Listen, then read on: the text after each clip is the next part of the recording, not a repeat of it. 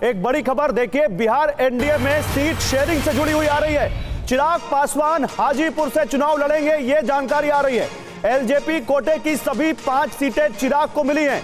पशुपति पारस को राज्यपाल पद का ऑफर दिया गया है। भतीजे प्रिंस राज को बिहार में मंत्री बनाएगी बीजेपी। तो जो रामविलास पासवान के परिवार में दोफाड़ हुआ था पार्टी को लेकर, वो अब यहां पर खाइयां पटती हुई दिख रही हैं, क्योंकि एनडीए में बिहार में यही सबसे बड़ा एक रोड़ा बताया जा रहा था कि कैसे चिराग पासवान और पशुपति पारस हैं, इनके बीच कैसे सुलह कराई जाए। अब वो फॉर्मूला सामने आ गया है। 5 सीटें चिराग पासवान को ऑफर हुई हैं। आनंद प्रकाश हमारे साथ जुड़ चुके हैं। आनंद, बताइए क्या फॉर्मूला है बिहार में?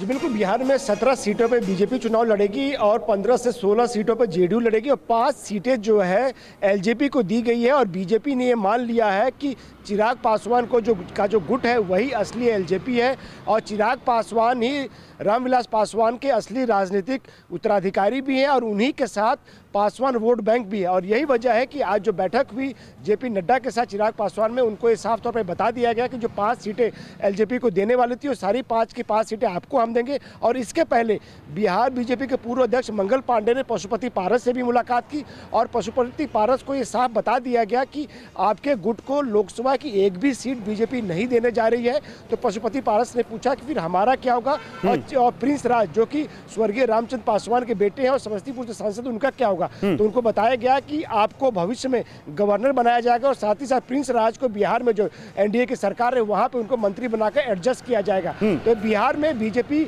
और एनडीए में तो आनंद ये बताइए, फिर जो एलजेपी में दो फाड़ हुआ था, वो खाइयां जो बढ़ गई थी चाचा भतीजे में, जो खुद गई थी, वो खत्म हो गया सब। एलजेपी अब एक ही पार्टी रहेगी जिस पर चिराग पासवान का कंट्रोल रहेगा। क्या बीजेपी ने ये सुलह करवा दिया है?